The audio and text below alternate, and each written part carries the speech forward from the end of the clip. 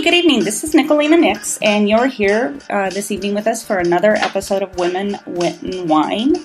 And tonight is a great show. I sought this organization out some time ago, and we were able to finally get together and do it. And it's the Resource Center for Victims of Violent Deaths of New Mexico. And I thought it would be it's a very interesting subject because with a crime rate as what we have now, it's not uncommon to hear, there was a body found behind the Joannes. There's this. Tonight, wine, we're a little simple. We're going to go with Barefoot wine. It's a Moscato, which is a kind of a sweet wine. It's not too sweet. It's not overly sweet. I'm not a sweet wine drinker. It's good. But it's nice and it's crisp. It's got a pear taste to it.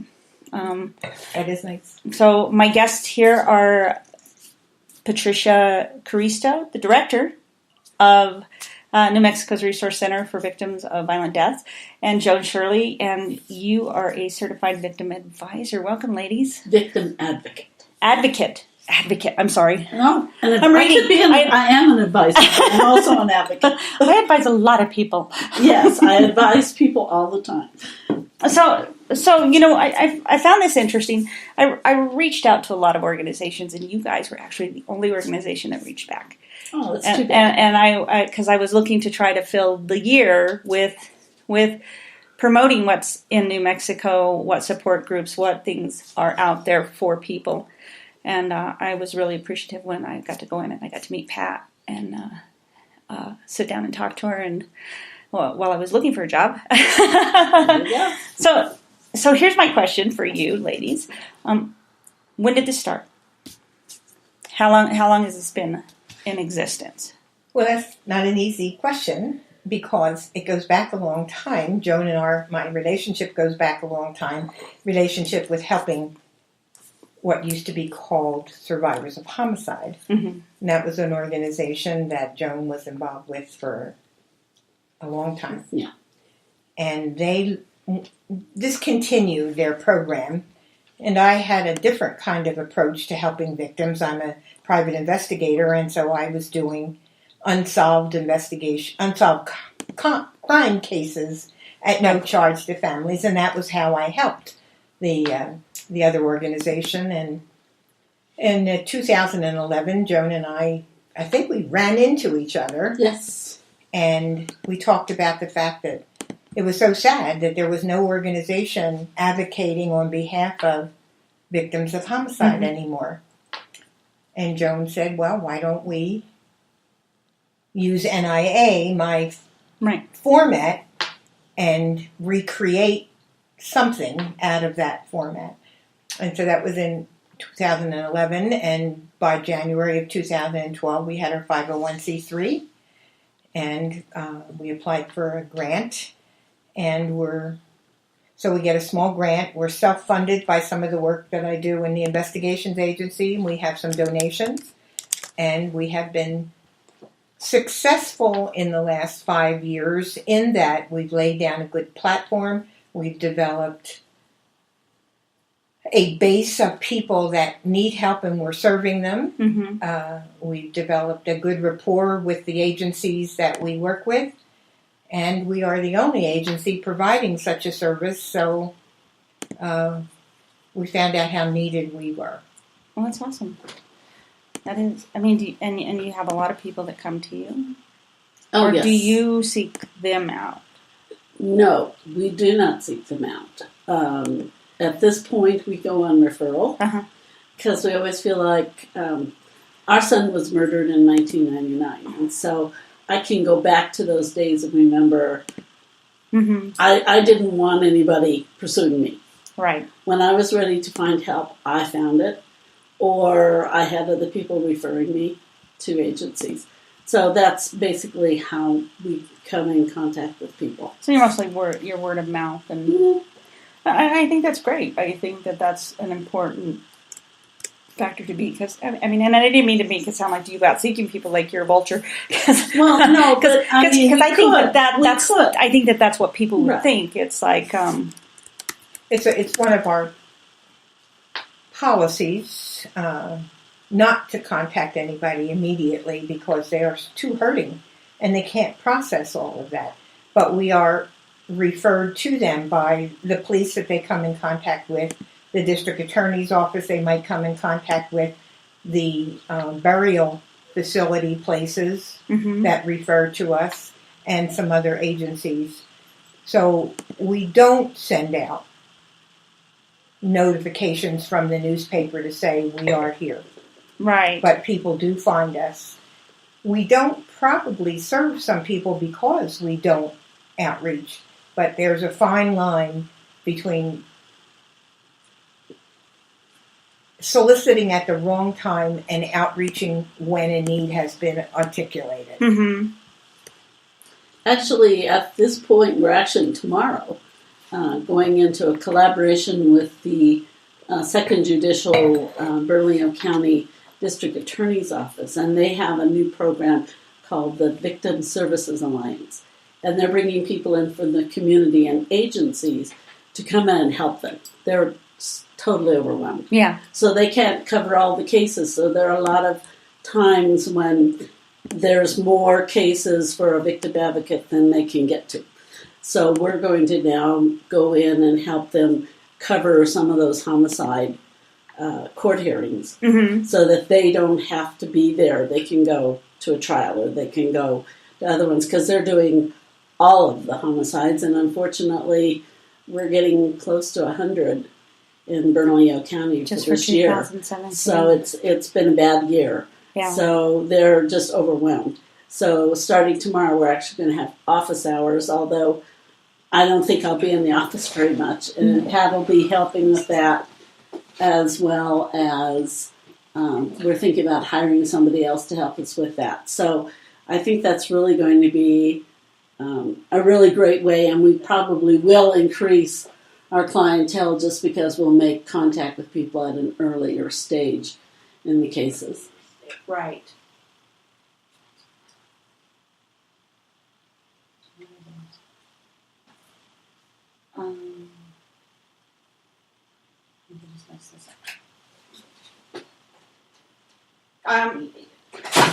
Whoa. Okay. So, I mean, I think that's very important. And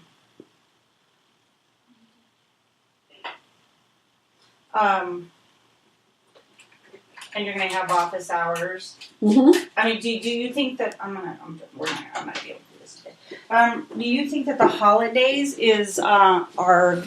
Do you have an escalation in holidays time? Of course. I think abuse is sure usually higher than the holidays. Absolutely. And as far as just people who have been victimized of any crime, holidays are the high time of the year, and everybody's happy, and everything around you is gay, and everybody expects you to be, yay, it's the holidays. Yeah. And if you've been a victim of crime, particularly if you've had someone in your family murdered, it's like you don't care whether that's a day of the year right or not. And so a lot of people actually start feeling that holiday pressure and sadness and depression really in October. I'm being somebody. I'm an obsessive compulsive PTSD and a clinical depressive. You've covered it. and holidays are hard. They are hard. One of my shows that I did last year was called In the Cut, and it was talked about depression and the holidays, and how do we survive the holidays? How do you get through it? There's so much expectation for it to be wonderful. Yeah, and most of the time it's just when you're estranged ordinary. from your family, you're not in a good relationship, you're not in a healthy place. How do you get past that? And especially if you're not in a healthy relationship. Right. Because now it's a little bit of the blaming of, why is my life so crappy? Exactly. And also, Christmas and Thanksgiving, even Halloween, they're family oriented. Family oriented. And so when you're not in that kind of relationship with your family, or when someone in your family is missing, or the fact is that you don't have money to make this the wonderful Mm-hmm. white Christmassy TV Christmas Right. that we see on TV as being the optimal Christmas. Yeah, you know, not everybody can. George Bailey, you know, you lose your job, you know. Exactly. I mean, people will lose their jobs this time of year. I lost my job before Christmas, you know, and it's Yeah. just kind of like, yeah, you know, who hasn't, you know, at one point in Exactly. time, at one point or another in time, and I think that affects things. So you talked about you lost your son. Mm-hmm. Is that something you want to talk about? Sure. I mean, about what had happened, and this is what brought you kind of to this organization type thing. Of course. Actually, Kevin was 17, and he and two of his friends, Matt Hunt and Luis Garcia, had gone to a party. I know in the I know mountains. them. Mm-hmm. Yeah. So they went to the mountains. They were at a party. There was some kind of situation with drugs. Mm-hmm. They were the only ones leaving the party.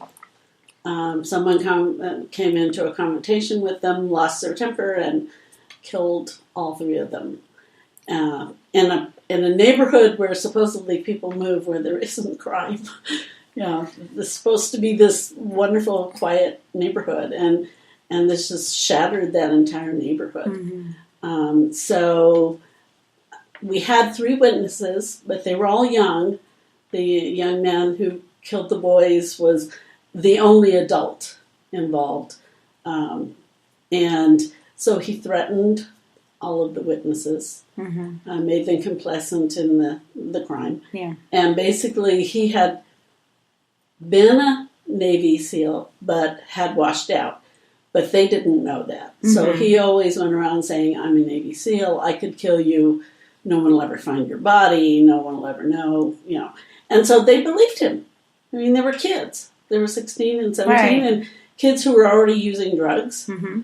And so they pretty much pulled into their addictions Mm-hmm. and tried to go on with their lives and try and avoid this guy. And so it took 7.5 years for one of them to finally tell a fiance the story, because, you know, it's like, I can't go into this without complete truth kind of thing. And she went home, told her mom called the police. Mm-hmm. And that's how they connected the witnesses. They coerced one of them into basically trying to get the other ones to admit to the story. Mm-hmm. And then it took 2.5 more years after that. We finally went to court. And we had a trial. And he was acquitted. And he still lives here in Albuquerque. I don't see him. He has been a good boy, as far as I know. And we're just hopeful that this was enough in his life to make him realize he had to change things. Mm-hmm. And so maybe that's what we're seeing. I'm often hopeful of that. At this point, I still have contact with one of the witnesses. Mm-hmm. And he just recently got out of prison because it's just messed up, these kids. Well, I mean, that'd have to be traumatizing. It was horrible. I mean, you're a witness, and then not only are you a witness, you're intimidated And scared. This guy and terrified. And you're a kid. And you're a kid, yeah. And you don't tell your parents. You know, their parents, none of these parents know anything about this. So, it was an unfortunate situation. It wasn't what we wanted in the end, but we had our day in court. And I'm always thankful for that, because so many victims never get their day in court. Mm-hmm. You know, things happen, cases are dismissed, there's plea bargains, which is okay. It's a way to end a case. But, you know, most people think on TV, something bad happens, they catch the bad guys really fast, they have everything to take them to court, Right. and then they get convicted and they go away forever. And the real world is not built like that. No, it's not. You don't always get your man. No. You know, you don't. I mean, or you may get your man, but don't keep your man. I mean, I think that, you know, there's so many things that are unsolved. And I know that. I mean, Absolutely. I admit, I'm a huge fan of like disappeared. Oh, I mean, sure. how many? I mean, those are people that have no answers. No answers. How? I mean, how and that is so much worse. I'm actually thankful. I know where Kevin is. I don't have to worry about him. Think of the moms and dads who. Right. I have a cousin who her daughter has been out on the streets for years, and they don't know where she is. Mm-hmm. They just hope she's okay, and they hear from her when she's in prison, and they're thankful because they know for a while she's like safe. when you hear your kids in prison, it's like, oh my God, thank you, Lord. I mean, thank you, God. Thank you. At least I know that she's still alive. That's right. I couldn't possibly imagine that. Or wondering if they're hurting your child. Or, are they in some other country? Mm-hmm. Are they, they left at 12 and now they're supposed to be 36. Are they even alive anymore? Right. I mean, that would be my nightmare. Mm-hmm. With not knowing where Kevin was. Not having that type of closure. Mm-hmm. I mean, and you were private investigator. My background is law enforcement. Law enforcement. After law enforcement, I became a private investigator and got involved in an unsolved homicide back in 1992. In 1989, a young girl, 18, another young person, her name was Caitlin Arquette, a name that's well known in New Mexico crime. She was shot and killed on a Sunday evening, and that case is still, after all of these years, unsolved. So I started working on that case. And then, because no family can carry that kind of cost for a protracted investigation, then we just started doing that case at no charge to the family. And that, that case led us to at least 6 other, not necessarily unsolved, but cases that they didn't know had a connection, that there was a core behavior, people, and milieu that affected a lot of people, and then that case just kept going and growing. And so it was Kate's case and Kevin's case that kind of are the 2 nuclei for this organization. There are 2 faces that tell us what people are going through and what the need is.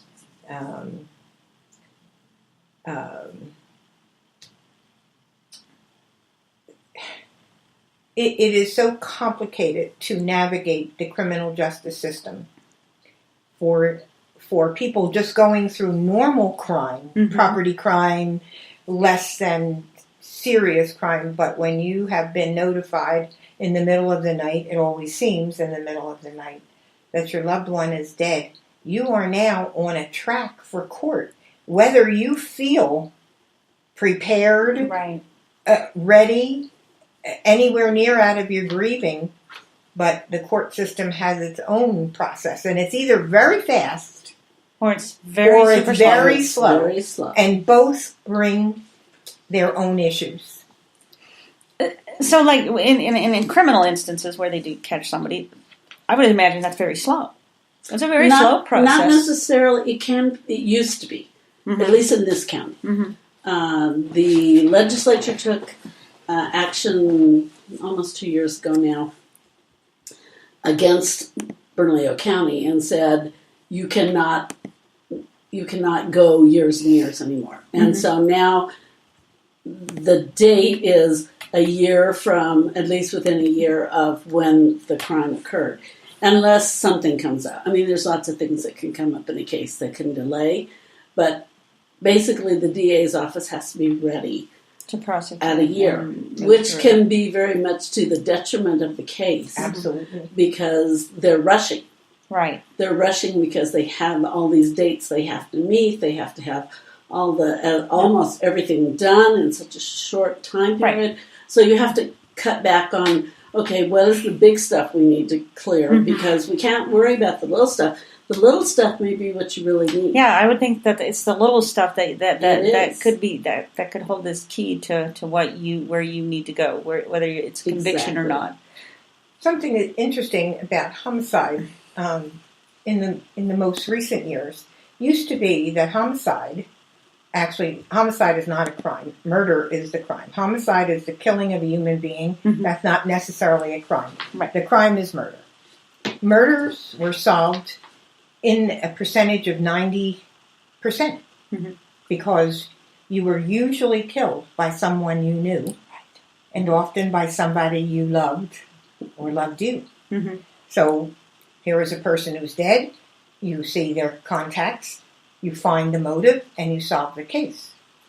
Well, within the last, I'm going to guess 20 years, that has changed dramatically. The homicide solve rate is now down high 70s, low 80s, because now people kill people for no reason. Right.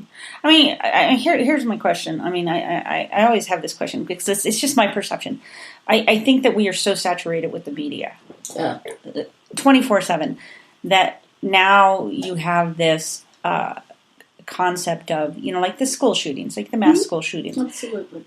Now you think that, in my opinion, I think that it's a little too overly publicized. Now you have this kid that thinks, oh my gosh, my parents took my car away. I'm just going to go kill everybody now. Yeah. Why not? This person did it. Yeah. Why can't I do it? So, and I say, I mean, when I was growing up, I have no doubt this kind of thing happened. I just don't think that it was in the news all the time because it wasn't 24/7. We had to wait till 5 o'clock and 10 o'clock. It was wrong to do it. Mm-hmm. It is no longer, quote unquote, wrong. Right. It is news. It's the people get notoriety. Mm-hmm. Right. You know the names of all the killers. You don't know the names of any victims. Mm-mm. Right. Yeah. You can't name it a handful of cases by the name of the victim. It's always the offender. Mm-hmm. And so, and no longer is anybody accountable for anything, from the littlest thing to the biggest thing. And it's that, oh, my parents took my car away. I'm a poor child. I'm a horrible, my parents are horrible. I'm just going to go kill everybody at school. I'm going to show them. I'm going to kill my parents and then I'm going to go kill everybody at school. Well, I'm mad at my parents, but that then makes me remember that if I don't have a car, then at school, I have these people who pick on me regularly or whatever. And so if I don't have a car, that gives them one more thing they can pick on me for. So I'm really, really angry at these people at school because of this one thing that started this whole thing. This is the straw that broke the camel's back that caused me to go out and kill everybody. And they all have cars, and I don't. And none of them really have it either, but everybody makes bigger shows of what they have than what they don't. So it is very complicated. But yes, the media adds to this. No accountability is. Do you think it glorifies it to the point of that maybe if we did lessen the media coverage on an incident, that maybe there'd be less? I mean, I don't know that. Do you? I mean, is that a possibility? I would guess that. Because you're not having your teenage kid who you just grounded for 2 weeks watching the news. Yeah. But you're not even allowed to ground your kids anymore because that's a violation of their rights. They have rights. I was actually talking to somebody about that the other day. I said, the problem with kids, they talk about millennials. Well, millennials are kids that all of a sudden the government has decided your children have rights. Right. Your children, you no longer have the right to go in with your 13-year-old daughter to find out if she's sexually active and possibly pregnant. You don't have that right anymore. She has privacy rights. Right. Well, guess what? When she has that baby, I'm paying for it. Mm-hmm. Not you, not the government. And when they go out and they vandalize something, and you tell me they have a right to be out after 11 o'clock at night, and I'm not allowed to spank my child, but I still have to pay the $5,000 that it takes to paint that wall because my child vandalized it, my kids don't have rights. Yeah. I'm sorry. As a parent, we don't believe in that. In my opinion, you took my power away. As a parent, we had the fear of mom in us. Of course. Right. The fear of mom. Or fear of dad. Or the fear of dad. But right. There are no dads in homes anymore. They're limited. Single-parent families. And if you think about that, there's no longer that fear. Right. We're not allowed. I'm not allowed to spend. I'll call you 1-800. I'll call 1-800 child abuse. Fine. Send me to jail. But guess what? When I get out, I'll just learn how to do it better. Yeah. Yeah. You're still going to be my kid. You're going to still be my kid. Mm-hmm. So instead of us working it out and being a healthy family, granted, abuse is abuse. Of course. If I spank my child with a belt and send her to school with bruises on her, I'm abusing my child. But if I spank my kid, I'm not necessarily abusing my child. I'm trying to create a little bit of fear or discipline. Mm-hmm. But it doesn't mean that I have to beat my child to do it. No, correct. I remember me growing to school. I went to school with black and blue bruises from the leather belt. We did. Oh. We did. I'm sorry. Yeah. I mean, we were told we had to bend over and drop our pants. I was always grateful when I had a robe on. I guess. But I went through that. However, I never really beat my kid, you know? Because you didn't want to put them through what you had gone through. I didn't want to put them through what I went through. But however, again, I'm sorry. When my daughter thought she ran away, and some parent picked her up and called the police and told them I had kicked my kid out. And the police had showed up at my house and said, your daughter's out. I understand you kicked her out. I said, if I kicked her out, ask her why she has house keys. I said, and at this point, take her. Take her, because obviously I can't do anything with her. So we can't take her. But yet you want to come to my house and then call child services on me because she went and told somebody I kicked her out. Right. Yeah, it makes it very hard to be a parent these days. Mm-hmm. And I think there are good parents. And I think there are a lot of struggling parents who are not necessarily bad parents. Yeah. They're just struggling. There's just so many things in this world that makes it difficult to be a parent anymore. Right. It's also hard to be a kid. It is because all the controls that parents had were not for bad reasons. It was to keep you from straying into difficult situations. Well, now with no boundaries, they can stray easily. They can do anything they want. And they're told on TV, in movies, in songs, that it's all okay. And in violent crimes. So for example, with violent crime, my daughter would, do whatever she wanted, kind of thing. And I told her, I said, I just want to know where you're going. She says, why? So you can check on me? No, because when you don't show up at 8:00 in the morning, I want to know the first place to look. Yeah. Because you come home and you tell me that your friend went to a rave and took some kind of freaking drug bomb, and everybody else freaked out and left her there. Yeah. I need to know. What if that was you? As a parent, the first place I need to look for you. Right. I mean, not because I want to come and check on you. I don't want to get out of my butt out of bed at midnight and come look for you. Right. I don't. It's cold out there. But if that's where you're going, tell me where you're going. Be honest with me. Yeah. Because I want to know where to look. That's a really good way of looking at that and understanding that too. Helping your kids understand that. Is that, no, I'm not going to come and check on you and I'm not going to be running you down, but I need to know where you started. Yeah, where did you start? Because that's always, in every homicide, is where did this start? Mm-hmm. Where were they first and where did they go second and where do they go? And that's how they do cases. Right. You find out the original stuff and then you branch out like water. Right. And you start going out to the further and further circles of the water. Mm-hmm. So, even in a homicide, the people who are closest to them are suspects. Right. Until they make sure that they are no longer suspects. Oh, yeah, I know. I mean, I talk about this as it's a money thing, a little bit of a money thing too. It's for example, JonBenet Ramsey. Mm-hmm. How many people think it was an inside job? Yeah. How many people? However, if that had been me and it had been my daughter, my butt would have sat in jail until I could prove that I was innocent. Right. Because I had no money. But now you have all this money behind you. You can sit out of jail. Well, sure. And let the finger get pointed at everybody else. Yeah. And it could have been you. I don't think I could live with myself. Right. And that's going to be one of those cases that will haunt the nation for ever unless something someday breaks and somebody finally feels safe enough to speak. And that's basically what you have to find. And our case might have never been solved if this young man hadn't gotten married and hadn't wanted to come clean and wanting to come clean. Just said, I want to go on with my life with a clean conscience, and this is what I've done, this is what I've done, and this is what I've done. Yeah. Exactly. And you're going to either love me 100% with my past and everything or not. Yeah, for sure. Yeah.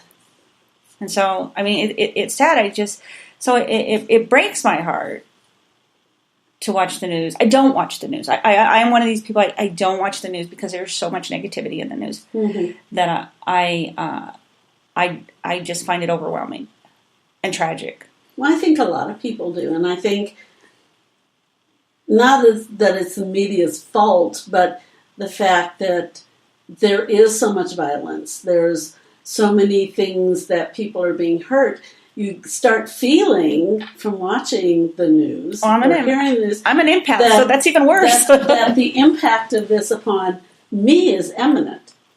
I don't even have a chance of not being a victim because it's all out there. Right. It's really out there. And so, people don't stop to think. And I tell people this all the time. They're like, well, it was a burglary in my neighborhood, so I'll just lock my door. Well, did you lock your door before? Well, no. So now you have to lock your door to feel safe. Before you felt safe with your door open. Now you lock your door because you're afraid. Well, yeah, and we thought about putting up some lights. Okay. So it trickles to the point where it strangles our freedoms. Right. Because we don't even realize how many freedoms we give up every day because violence takes them away from us. And so we learn to live in a world that's uncertain and we feel is unsafe. Right. And that's unfortunate. And I know, I talk to a lot of media people, lots of reporters. And they came in the door and the first thing I always said was, I am so sorry I'm here.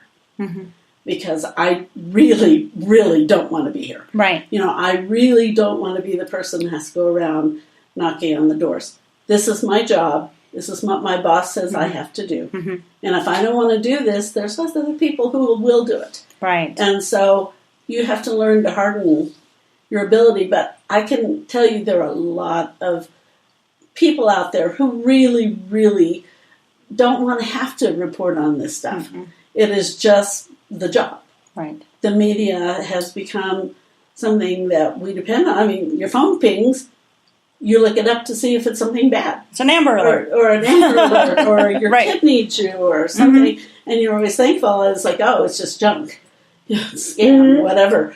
But we've gotten to the point where we live with that constant barrage of information. Yeah. So, like you said before, maybe something happened in the South Valley. You didn't know about it till 10 o'clock. Right. You didn't know of it at 5:05 and it happened at 5. Right. So I think that does have some perception of making us scared. I can see that. I always told my daughter, the thing with locks and security cameras and things like that, the only thing it does is keep honest people honest. It does. If somebody really wants to get into your house or steal your car, they're going to do it. And it doesn't matter what you do. The reality of it is, there's bad people out there. But then there's innocent people, or there's people out there that do it just because, hey, let's see if I can get away with it. And if there had been a lock or a security camera, they would have went, oh, yeah, never mind. They choose somebody else. And then 10 years later, they could be going, God, I'm so glad I never went down that road. That's right. That's right. I'm so glad that was not me. Imagine spending your life in jail. I couldn't. It would be just mortifying. Actually, I think that people learn to live in any situation they're in. And if you're a captive in another country, you learn coping skills. And people who go to prison for a really long time, they learn coping skills. They may not like where they are. They don't like the supervision around them. And supposedly, I think in New Mexico, they are trying hard to keep prisoners safe. They're not putting them in places where they're deliberately going to get hurt. Right. We have the Rape Elimination Act. So, we don't condone that either. So, corrections in New Mexico is trying. Right. There's just not enough money to do everything we think we want done with these people. What we'd like so to do. When they come out of prison, they're not just more hardened and learn new skills. Well, we want them to be rehabilitated. So here's my question: okay? So we're overcrowded. Our jails are overcrowded, right? Okay. Are they overcrowded because you have the drug and the alcohol problem?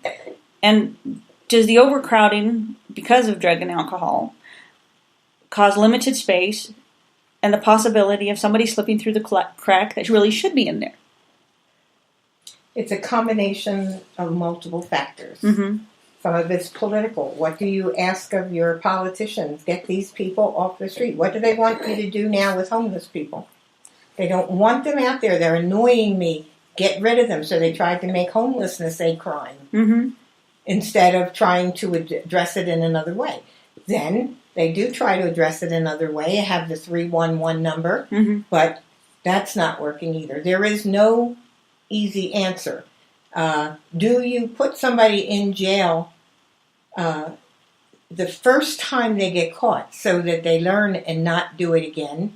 Or do you give them 5 or 6 or 7 chances?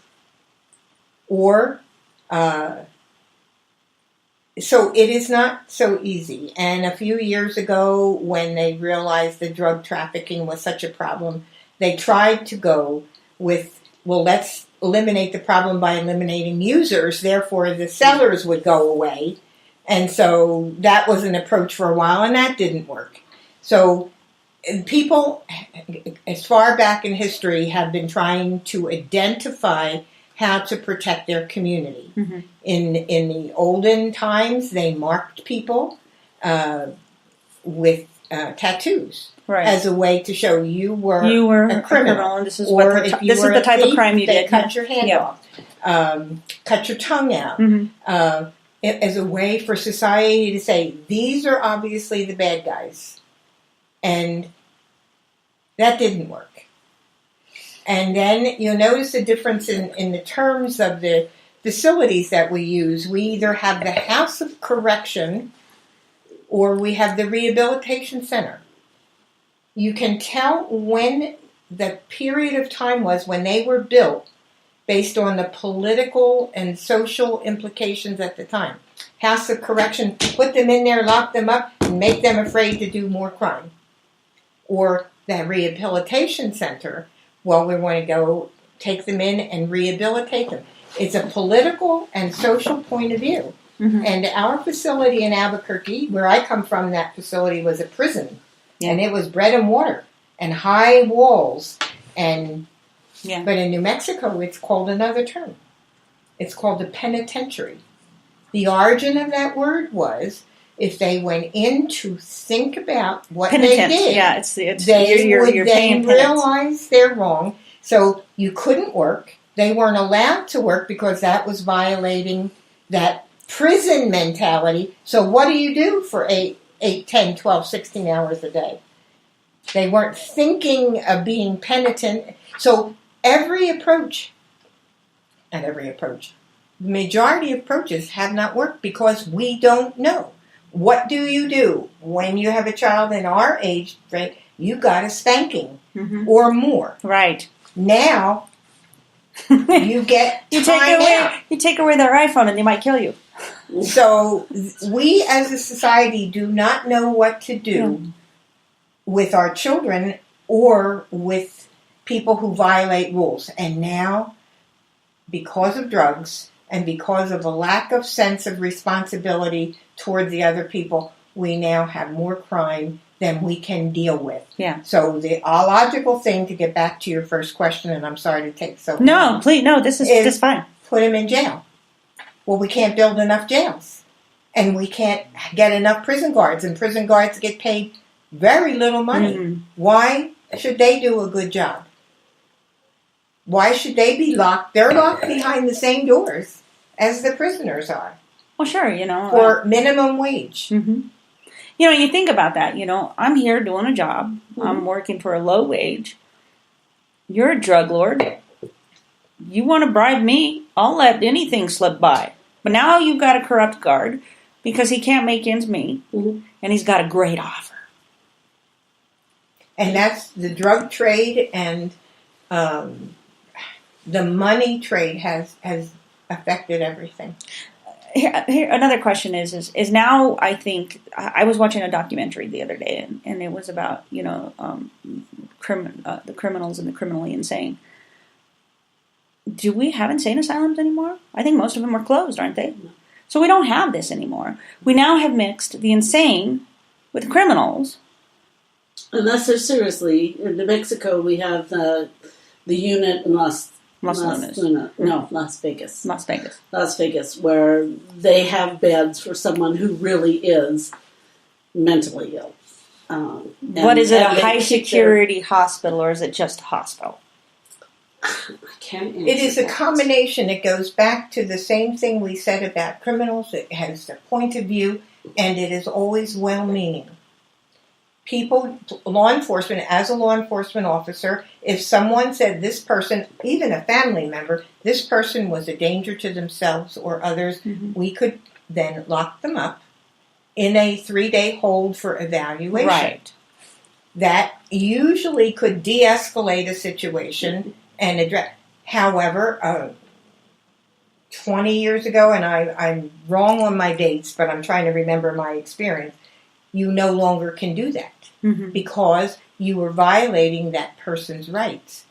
There is a fine line between violating somebody's rights and helping them in a dangerous situation. And yes, do I want to be put away for 3 days because somebody mistakenly decided I was a danger to myself and others? So we are on the wrong side, both in all ways. We want to be fair, and in trying to be fair, we're not fair, and it's very complicated. So now they're going back again at looking at the value of a 3-day hold, but it is hard to do. So here's my question about an opinion. Alcohol. Let's talk about DWI. DWI, it's huge. Well, a lot of these people that are repeat offenders are alcoholics. Sure. So is the solution, where alcoholism is considered a disease, right, is the solution to continue to put them in jail? And that becomes the discussion. And who holds this discussion? Who makes these determinations? The people you elect to go sit in a room in Santa Fe and discuss it. Right. I mean, wouldn't it make more sense to say, I'm putting you in you're in rehab. You're in jail rehab for this amount of time because you can't seem to stop drinking. You have a serious problem. You obviously are sick. You have a disease. But you're going also back to money. Money means more beds. Right. Money means more programs, and we don't have the money in New Mexico That's to true. do that. We are a poor state. whether you're talking drugs, alcohol, mental health is a huge one. And no one wants to pay the taxes to do that. We need more facilities. Right. People don't want, and they don't want that facility in their backyard. Yeah. Yes, build a prison, but don't build it near me. So they have to build the facility. Do group homes. Just don't put them in my neighborhood. And that means the officers who transport have to travel way far away, which gives a longer time for problems in the transport. Then they have to bring them from way far away back to court, which complicates the court time. And it also means the families can't travel way far away to visit. Yeah. But we don't want that facility near us. So it is very complicated, and the possible answer is, who do we put in our legislator to make the law? Because that's the criminal justice system. It begins with laws made. Police don't make the laws. They only enforce the law. Correct. Who makes the laws? People who run for office. What skills do they have about making a law about any topic? How skilled are they? So maybe you have people who get elected, but then you have advisory boards to advise the lawmakers so that when they're going to do a bill about X, they get informed decision making. Right. I don't know if they do that. Well, I think they do. They try. They try. I think everyone's trying. Mm-hmm. The biggest issue is when you're on the other side of the crime, Mm-hmm. you really don't care about those things. Right. You don't care. I mean, sadly, we don't care whether a family has to drive an hour and a half and Mm-hmm. they don't have gas money to go see their loved one in prison. As a crime victim, I could imagine there's a small handful of people who would say, he shouldn't have done it. He wouldn't be in prison, so if he hadn't done it, he'd be at home with his family. And as his victim, I really don't care. Yeah. So you have a lot of variables that go into all of this. But I think mental health, we are going to have to do something about mental health because that influences so many of the deaths in New Mexico. Besides, drugs are huge too, right? Particularly methamphetamine, but alcohol, all of that. Those are all things that self-medicate issues, right? So if we could get to the issues instead of dealing with the self-medicating, which leads to abuses and rape and all these homicides and all this horrible stuff, we need to get down to the nitty-gritty and hit the stuff where it starts. Yeah. And that's not something communities do. We're not proactive. We are reactive. Right. We react to the person standing on the street begging because they're really homeless and they probably have mental health issues and they can't afford medication. So instead of medicating these people, we're sending them out on the streets. They're doing whatever they need to do to figure out how to get their alcohol so they can kind of quiet the voices in their head, you know. And then we're complaining. Yes. About that they're out there. It is annoying to us. Yeah. Yes. And that's so sad. And that's interesting. I teach investigation, I teach law enforcement cases, and I like in my teaching to talk about words and the meaning of words, origin of words, what they mean, and they're significant. But interesting, the word bribe. Everybody thinks they know what it means. Actually, it is the small piece that people would give the beggars at the gates of the cities to stop you from asking me. Yeah. It wasn't to help them, give them enough to feed them. It was that little piece. It was to keep them quiet. A bribe is to keep you quiet. It's not a bribe is to say, okay, you know what? I know that you're a drug addict. I can guarantee you that I can get you your next fix if you just keep this quiet between you and me. Right. Well, and I think going back to the nuclear family and all of that, you know, we have so many single parent families and parents who are just struggling from paycheck to paycheck. And when you're living under that kind of stress day in and day out, is it any wonder that we don't take out our frustrations on the people we supposedly love? And I think the thing is like the people of our generation, we still have pride. Yes. In what we do. I mean, I have pride. I've always worked a job. I've been a single parent for she's 23 now. So for 22 of those years, I was a single parent. It was just me. Yeah. But you know what? I went to work every day. I couldn't afford the best things, but I could afford what I could afford. But I did what I had to do in an honest way. Yeah. You know? But then you think about this, and when you get strapped, you think, well, you know, maybe I should become the mom from Weeds. Yeah, exactly. I might live comfortably at Lynn. Yes. Well, and also so much of this domestic violence, child abuse, sexual assault, it always lands up on our door when things go wrong. Yeah.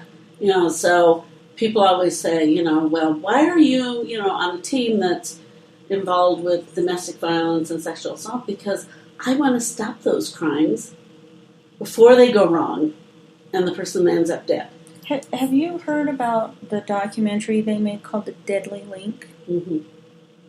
And that's interesting. I think that's interesting about how they're trying to link it with animal abuse. Oh, absolutely. And it's very true. They're finding that I just went to a conference recently, and it was on that very subject. Mm-hmm. Is on the link between human abuse and animal abuse. And in training police officers to recognize if there's abuse of the animal. Saying is that you can go into a home, say it's a domestic violence or it's a domestic violence. You walk in and they're trying to train them now to, you look out, you find the kids. Mm-hmm. Okay? You find out what condition the kids are in, and then you go in the backyard and see if there's you find the animal. If the animal's being abused, more than likely you're going to find abuse in the home. And also the fatality rate goes up higher when there's animal abuse because they control the family, the wife, by, if you walk out that door, you do whatever, I'm going to put the cat down in the garbage disposal. And they do. And they do it in front of the kids. I wouldn't do anything. Mm-hmm. I'd be scared to death. And it'd be even worse if I was someone who didn't speak English. Yeah. If I was an immigrant, he could hold that against me. Go ahead, call the cops. But they're going to take you in. They're not taking me in because you're the one who's here illegally. Yeah. So there's so much that goes into it. And the sad part is when it goes bad, it goes bad. And that's when our families suffer. Right. This is an amazing topic. I could go on for hours talking about this. Charles Manson just died. Yeah. Yesterday. Oh, he did die. 83. He's dead. They said that he was.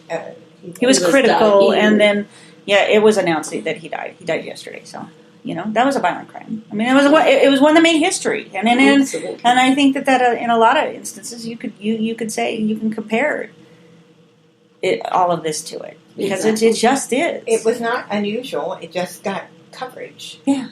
Because of the people that he killed and he was involved with. Mm-hmm. But what he did was not unusual, and it happened to him as a child. Well, and that's the other thing is the secular violence, where kids see violence.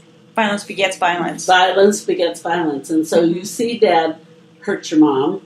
You think that's the only way you control and take care of things because he controls you and takes care of things that way. And now you're 16 and you have a girlfriend who doesn't want to follow your rules. So now you start beating up on her. And maybe she came from a home where there was a violence. But for her, she shrunk from it. She didn't. That's normal. She was scared. And really that's normal. And I'm myself a victim of domestic violence. My first two marriages were domestic violence. Issues and really, and what people say, I don't know why she stays, because you know why? Because somewhere in her head she says it's her fault, and until she can recognize that it's not her fault, she will never walk away, and you'll never understand that. And also, you want it to be better, and if only, and it takes a long time before that if only becomes too big of a warning and you can't, and sometimes it's too late. Right. But yes, it's not clearly defined what is acceptable and not acceptable, and you want to give that person another chance, and then we give too many chances. Well, there's the saying. Have you heard the saying? It's like it's the rule of three. The first time, it's his fault. You're there the second time, it becomes your fault. And if you're there the third time, you deserve it. Because you're now letting yourself continue into a cycle. But again, it's that thing of that person has to recognize that this is what's happening to them and not think that if only I love him a little bit more, he'll be better to me. Well, he is good to me on some days. But if you're lucky. Right, if you're a lucky one that has the honeymoon period, you're good. Right. He's good to me on some days. Well, what about the other days? What about the other 5 days of the week? Well, it's kind of like the chicken in the pot. The water's cool when you start it, and by the time you're done, you're dead. And you didn't notice because you kept thinking, well, that was bad, but I can change this so he won't hurt me the next time. Well, he's never going to let you win, or she, and so they're going to change the rules. So now you've got to try and figure out a new way to keep that from happening again. And so it's power and control. Mm-hmm. It has nothing really to do with whether you're doing it wrong Right. or doing it right. It's, I want power and control over you, and I will do whatever it takes. And the symptoms were all there before. Mm-hmm. Oh, they were. And we don't teach that to children in school. We don't prepare them for living life. They're not taught how to balance a checkbook. We don't do that anymore. We don't do that. That's not even in school anymore. And what is acceptable behavior, and what is proper to behave, so that as a young girl, when you see abusive behavior, you recognize it for abusive behavior. I remember picking up the phone one day and hearing a boyfriend talk to my daughter one day, and I said, and I walk in the room and I said, that's not okay. I don't know how you put up with that. And she goes, how do you know I don't talk to him that way? And I said, then shame on you. Shame on you. I taught you better than that. If you treat him as badly as he's treating you, you're both terrible people in that respect. But you only had a chance to tell her that once or twice. Mm-hmm. She sees every day on TV. Oh, the opposite. That's what's celebrated, that kind of behavior. Oh, yeah. My bitch be a hoe. That's right. That's right. Bitch be a hoe. Bitch wear my money. And then I'm going to buy you these wonderful presents afterwards. Mm-hmm. And what the children see, they think is real. And they think this is real. Normal. Correct. I think that television has sexualized our children at an early age. Oh, absolutely. I do agree with that. And accept violence. Right. And to accept violence. You say, oh, wait a minute, who is doing that? And then you need to look behind the scenes. And this isn't all happening by accident. Mm-mm. Somebody's making a lot of money by controlling all of this. Right. Now, that becomes, oh my God, you're conspiratorial, and then people are ready to put you in for a 3-day hold. Mm-hmm. Whether it starts out well-meaning or just, I want to make money, it has now become acceptable behavior. Yeah. And it isn't acceptable behavior. But children don't know that. I just tell my daughter's boyfriends, you should know I know where to bury bodies. And they go, I got a long list. And I said, I'm talking about you. Oh, gosh. Yeah, that would make me sit up and I said, if you ever hurt my daughter, I know where to bury the body. And it used to be the dad was at the door when the boy came. And the dad... And he was intimidating. Gave him that look. This is my baby girl. See, I had to do it myself. That's why I say that. And it's hard. However, that doesn't happen anymore. It does not happen anymore. Oh, I still say it. She's 23. I still say it. There you go. I know where to bury your body, and nobody will miss you. No, it'll never happen. No. But the reality of it is if you readily ever hurt my daughter, you should be very afraid. Not because I'm crazy, or not because I'm scary, but because I'm crazy, and I don't have a problem taking care of you. But in reality, you would not do that. No. The problem is people do not everyone has that filter of understanding that saying that does not mean it's okay to follow through. Right. For me, it's like, I'm sorry, I don't want to spend my life, 3 meals a day and a roof over my head sounds great. But I kind of like going outside too much. Yeah. And not with kids. And I look terrible in orange. Yeah. It is not the new black. It is not the new black. It is difficult. We said this 20 minutes ago. It's difficult being a parent, and it's difficult being a kid. It's difficult being an adult. It is. Correct. Adulting is not fun. It's all hard. I mean, life is hard. I mean, we have good times in it, but most of the time we're under a lot of stress. Mm-hmm. We're not taking care of ourselves. We spread ourselves thin. We spread ourselves. We're not sleeping enough. We're not watching what we're doing. We're not moving our bodies.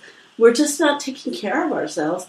And when we don't, we're setting ourselves up for bad stuff. Right.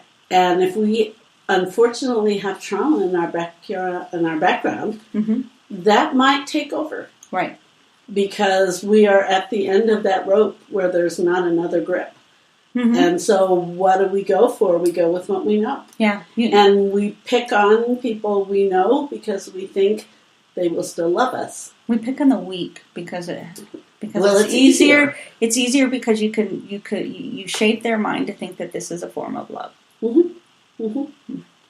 You know. Yeah, it's a sad situation. By the time they get to the point where, whether it's domestic violence, sexual assault, murder, by the time they get to our office, they're just in. Yeah.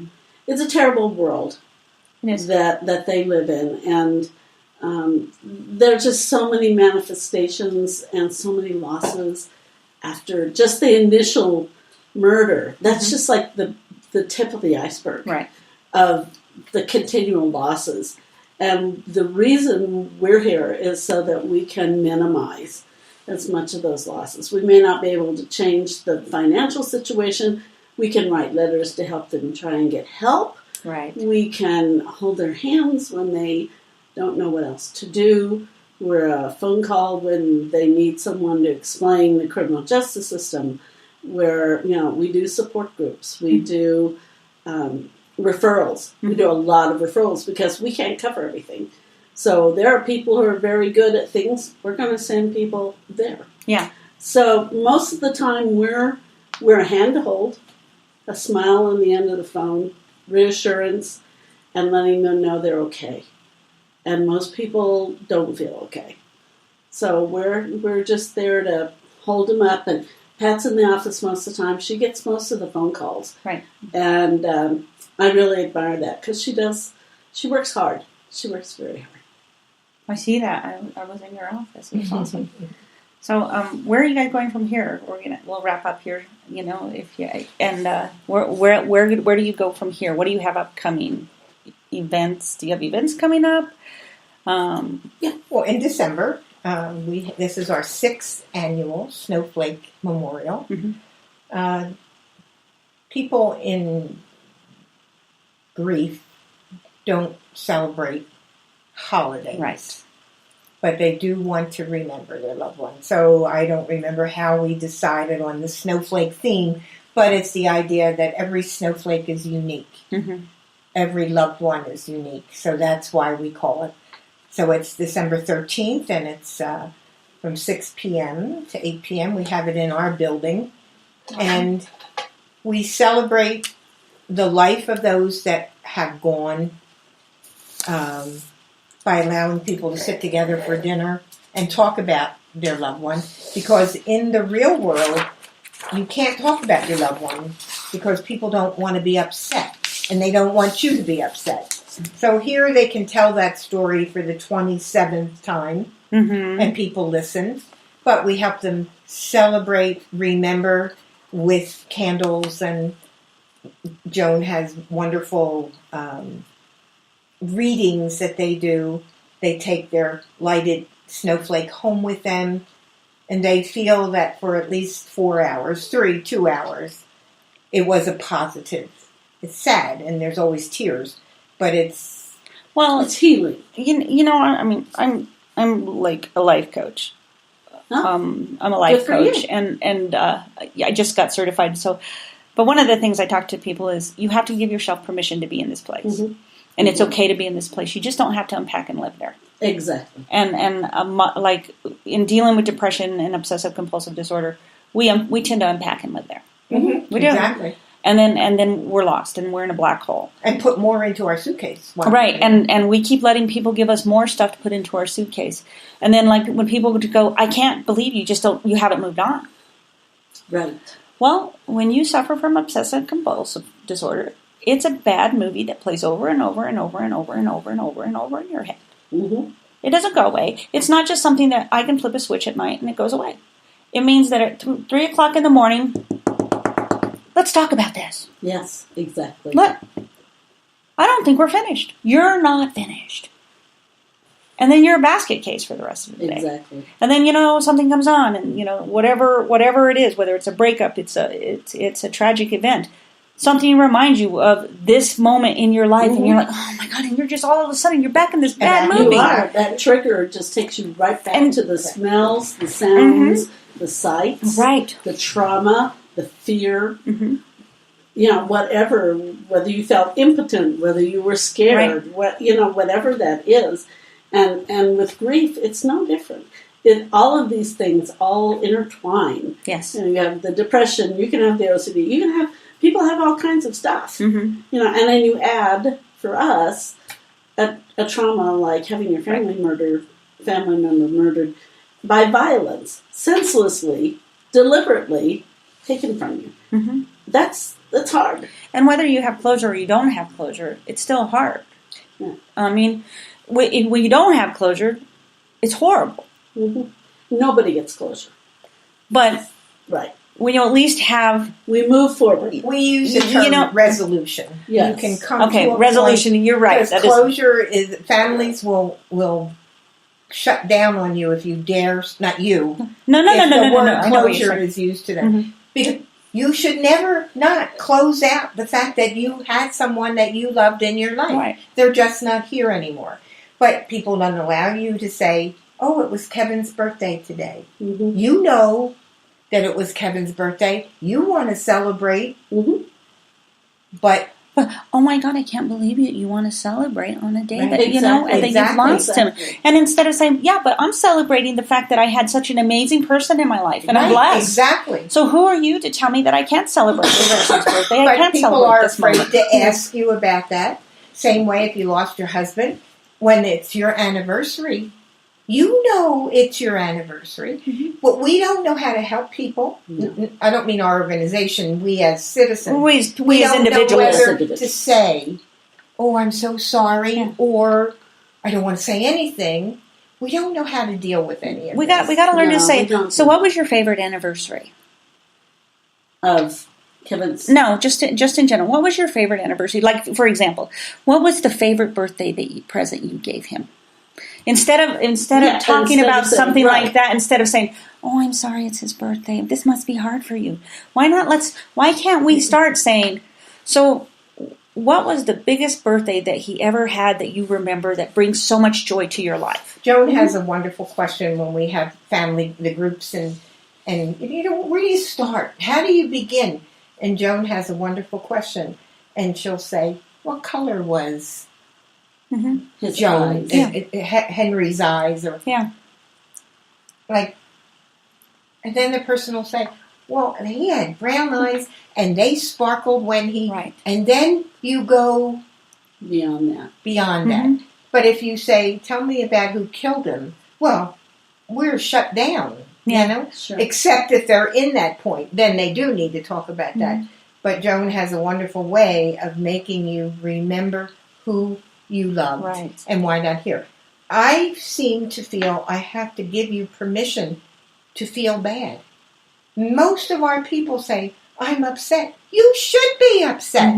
You have lost you someone. have this right to be upset. Yes. Just like you said, don't stay there. We don't have to as to long live as there. you're not upset 24 hours a day. But if you need to be upset, be upset. It's okay. Yeah. Well, it's okay. And I'll say with OCD, you have to start treating it like it's a job. It is. It is a job. It is a job. It's a job. But you have to treat it like it's a job and say, okay, well, I'm in the moment. I'm giving myself 2 hours to allow myself to be this way. And in 2 hours, my timer has to go off and I have to take my hat off. And I have to go in the other room and I have to watch something that's going to bring me joy, or I have to do something that's nurturing to myself. But what you're talking about is the ability to the point, and we have to get people to the point where they have the ability to say, I can do this for 2 hours and do something else. Right. So once we get them to that point, that's my goal. That's great. That's my goal. That's what I wanted to do with people. Pat's job, my job, is to get people to the point of being able to say where they can say, sure, I'm just beyond angry. I am. The thing I think we do the best, or I'm learning that we do the best, is giving them permission to feel bad. Yeah, you have. And to say, you have every right to be angry. You have every right to be sad, and you have every right to have a bad day. Yes. But let's see if we can't make today. Yeah, and it's okay to say, I'm having an off day today. And that's okay. Absolutely. And if we can teach people to do that and say, I'm having an off day, instead of you have people going, oh, don't bother. And the same thing, I bet you, She's with your grumpy today. obsessive-compulsive thing. Mm-hmm. And everybody has, I think, a little different in a different focus. Yeah. But you say, I'm having this right now. I'm having a moment. That's right. And I'm just give me a moment. I'm not going to enjoy it, but I'm going to use it. Mm-hmm. Instead of trying to make it, because we spend more energy making it try to go away than dealing with it. Right. I don't know. It's like that. Sounds like we have answers. I don't know that we do. We don't. try very We try. hard. But you know what? Here's the thing. Everybody has an answer. It Yeah, just that might not be the not answer that that you answer. want. Right. exactly. I can tell you how to live your life and do this and make it better. But at the end of the day, I don't know who you are. And it's your life. I can only ask you questions that will help you answer your own questions. Correct. Mm-hmm. It's not my job to sit here, even as a life coach, it's not for you to come in and they say, well, I want to be a doctor. How do I make that happen? Okay, so my question is for you. Are you in school? Mm-hmm. Do you like science? Do you like science? Do you like Are you good patience? at math? Are you good at math? How do you feel about blood? What kind of doctor do you want to be? Mm-hmm. My daughter wanted to be a vet. I said, You like animals. You do realize that you're going to be seeing the bad side of animals. Mm-hmm. But I'm not going, you don't want to be a vet. Because that's not my place. Right. It's not my place to counsel people in that way and to guide them. I can guide you. You want to be a plant person, the people that take care of plants. Well, but you don't know where to start. Well, go get a job at the nursery at Lowe's. Yeah. It's start. Yeah, and that's basically what we do too. Yeah. We start at the beginning, and when we're lucky, we get to see a family go all the way to the end, Mm-hmm. and we see wonderful growth. Yeah. What we wish we could do is do that with every family, but there's only 2 of us for right now, and there's only so much we can do. So we're focusing on the people who come to us, and we're ready for them to come to us. So I think that's amazing. Well, and I know I can speak for Joan and say that we take it very seriously, and we do not take it lightly, and feel that it's a privilege that somebody asks you to help them. Yeah. no. No. It's not. Because you're dealing with something. Huge. It's a hard thing to deal with. I could only imagine. I haven't lost anybody to violent death, but I had friends that died in a plane crash. Mm-hmm. I tell a funny story, but it has a point to it. I have not lost anybody to violent death. I have been part of violent death in my work, but have not lost someone. But 3 years ago, there was that knock at the door, and it was the law enforcement officer in uniform, and then standing with him was another officer in uniform, but it said chaplain. And I knew that it was going to be something bad, and as a mom, you immediately think it's your child. It's your kid. and then you immediately panic, and it wasn't my child, but it was my brother, and he was found an unattended death. He was found alone, dead. They didn't know why. So we had to deal with it. But they came in. I was hugging them. I didn't want them to leave. And we did all the things. But then when they got ready to leave, they handed me a brochure. Yeah. And it was about what you needed to do. And I opened it up. And guess whose name was in there to help? Resources for victims of violence. My own name was right there. It's like, this is me. And I was not prepared to help me to do anything at that point. It was so, their job was so hard. My job to receive that was so difficult. And then we had to go on, and then the next day you go to bed. You ultimately go to bed, and the next day you have to wake up, and then you have to say, what do I do? Yeah, what do I do? And I'm supposed to know, because my name is in there to say, if this happens to you, this person will help you. But I do think that it's easier to be on the outside looking in, trying to guide people and help people until it happens to you. Yes. And then you are that, oh my God, what do I do? Exactly. Well, and the other thing is that I think it helps, and I know you know this because of your radio blog, is you tell your story. Tell your story. Tell your story. And they're like, really, you truly get some of it. I do not get all of it. I can't possibly understand you. I don't know your life. I don't know your struggles. All I know is there's basic stuff we're going to work on together. And if you can invite me into your life while we're doing that, that's great. If you can't, we're going to do it the way that works for you. And this is what I talk about when I invite people. I had a friend who she lost her son.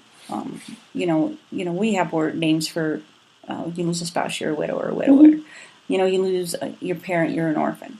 When you lose a child, there's really no name for it. You're a bereaved parent. You're a bereaved parent, but there's no name for it. Correct. And so my friend had lost her son, and I said, I really want you to come on the show. And I said, I think it'll be healing for you, but I also think it would be helpful for other people who have had that thing. She ended up not coming. Somebody else ended up coming who had lost a baby, which is a lot different than losing a teenage son. And really that's what I wanted to talk about. How do you move past this? And in some ways, telling your story can help you heal. The more you tell your story, the less power it has the less power it has over you, and you start to fill that hole. And it's a gift that you give to someone else. Joan gives her gift all of the time. That story that she has to tell. And I sometimes feel bad when I have to say to somebody, Joan has been there, and because people want to go to court and they want to get justice. Joan went to court and didn't get justice. And look that she has found a life, made a life, still cries for her son, but made a life, and then they say, oh, maybe I can too. Her example is worth 20. I think that's far more powerful than anything on this pamphlet. That you're still here, you're still able to tell your story. I think a lot of us tend to, when something happens to us, it becomes the crutch. It does. Rather than the life. Well, and it's okay for it to be a crutch or what. The lifeboat. I mean, you have to live it. Yeah. You don't have a choice. This is your life. This is what's happened to you. That does not mean that you don't try to help, find help, try and move on, try and get answers. You're still going to, there's still times at 18 and a half years, it hits you out of the blue. And all of a sudden, you're just back in that sad place. You're back in the moment. And there's nothing you can do about that. But you've been there before. You know there's a way out. It's easier to get out. and you know you're going to get back to an even keel. So people have to learn that. Yeah. And when you're in crisis, it takes a lot of faith to trust someone to believe that. And I really think a lot of people need to understand is you're not alone. No, and most people think they are very much alone. I think we feel like a lot of the times when something happens, we're on a boat in the middle of the water, and there's no. And I talk to people about depression, and I went to lunch with some friends yesterday, and it turned out that his son had committed suicide not too long ago. And I told her, and I said, and people don't understand when you're in that moment. I said, So I tell people, I said, have you ever been scuba diving? If you go on a 100-foot dive, the deeper you get, the light dissipates. You have no vision in front of you. And when you're in the moment of being suicidal, there's nothing in front of you. No. You're in a hole. You're in this abyss of nothing.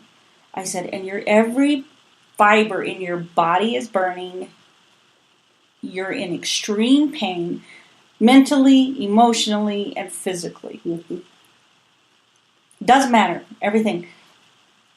And at that moment, you're not thinking about that outer circle. You don't. And I said, and I understand, it's a permanent solution to a temporary problem. Absolutely. However, if you're not taught the coping skills to deal with it and to reach out, one of these days it's going to take you. It is. And and I talk about, I have a poem, it's called Tomorrow's a Good Day to Die.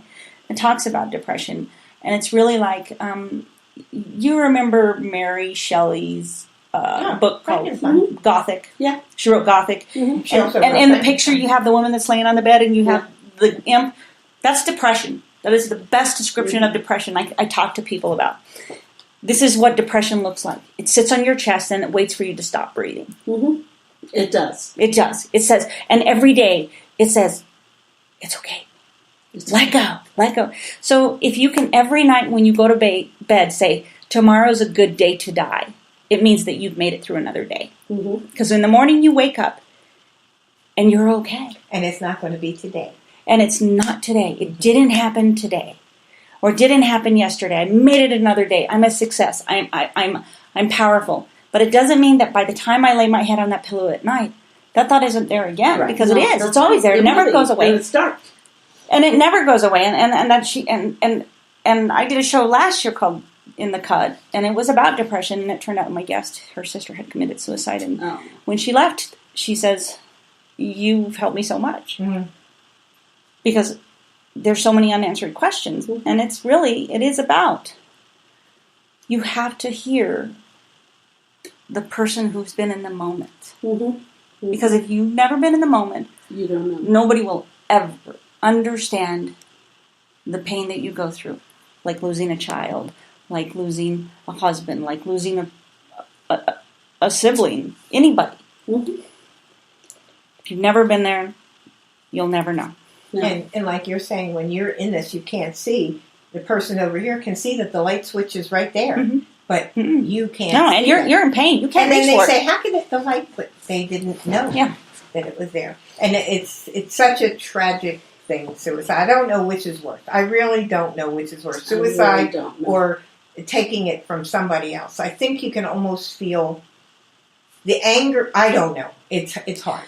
Hearing the people's reactions, I went through a very bad breakup, and in September of 2011 was probably my last suicide attempt and I talk about this because I can talk about this.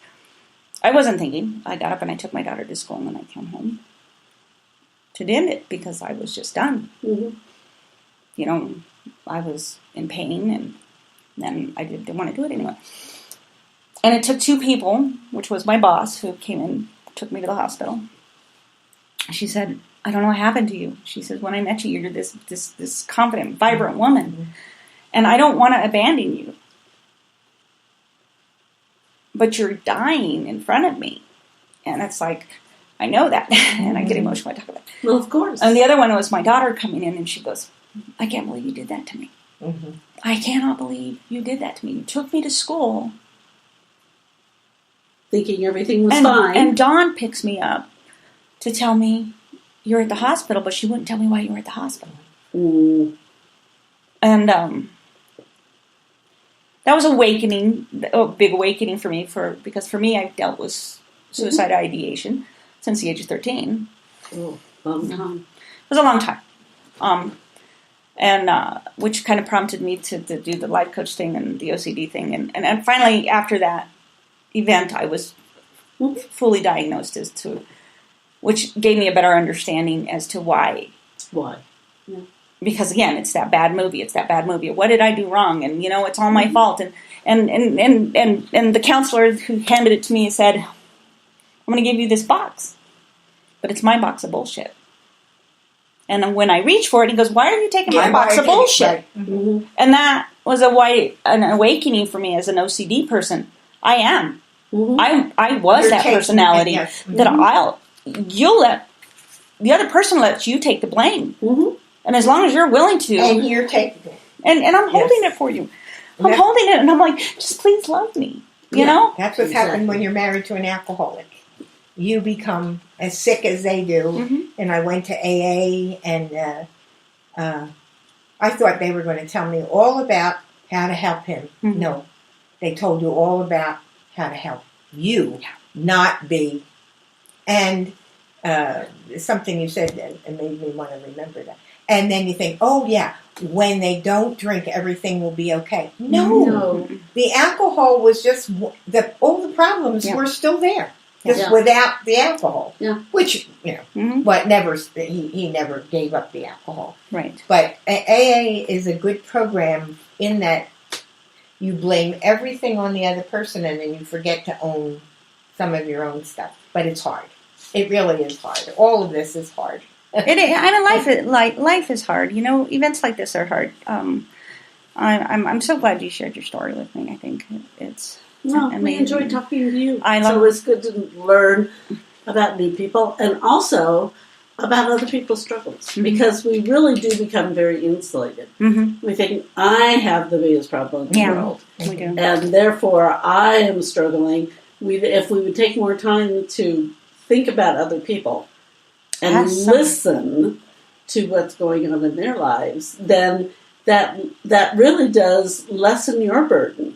Even though yours is hard, you can say, well, God, at least I don't, this is bad and this is horrible, but at least I don't have this, I haven't lived all my life with murder. This just happened. Now this is a new chapter in my life. I never lived these other previous chapters. So I always think it's good. I can only imagine somebody's pain, but I'll never live the pain. No, and I can't live everybody's pain who's had somebody murdered. Right, and you don't. However, you can say, "I've been there." I understand. It can some get of it. better. I can tell you, it can get better. Right. It can be better, but you have to help it. Let it get better. Yes. And I'm going to give you choices of things that you can try. Right. To feel better, and not everyone takes our advice. Yeah. I mean, a lot of people choose not to go that road, and that's perfectly fine. They will get to an end someday. They will have the resolution, whatever it ends up being. We want it to be as positive as possible, and we want it to be sooner rather than later. Right. Right. You don't have to unlive. You don't have to unpack and live there. This is not a sentence. It's a moment in your life. Right. Although it feels like forever. It's a difficult moment in your life. Yeah. But it's just a moment. And it can get better. It can. Nobody expects you to forget. And nobody expects anybody to stop just talking about it. And the pain will just get better, not because time heals. It just takes you further and further away from the trauma. So that day you got to that point, and you had your wake-up call, it was like, okay, so what do I do? Yeah. I mean, and I do. I mean, and that's why and that was also another reason, I thought, well, I'm going to start talking to people. I'll start doing a show. It did take me 2 years to get the show started, but good job. I'm now a year into it, and I'm kind of looking forward to more, getting more people in here. And like I said, I'm a native New Mexican. My daughter is a third generation Albuquerquean. Really? So wow.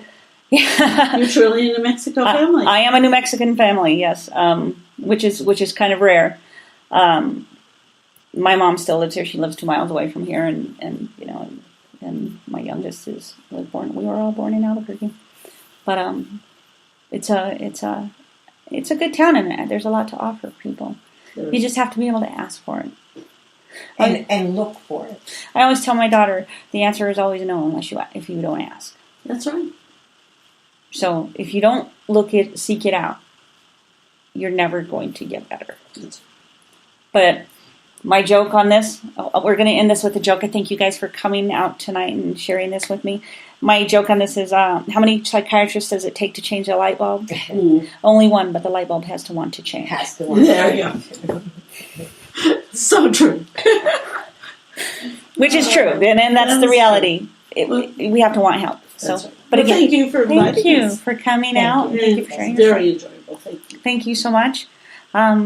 Be safe. I'll have to look for your event. And you said you may be moving away then for a new opportunity?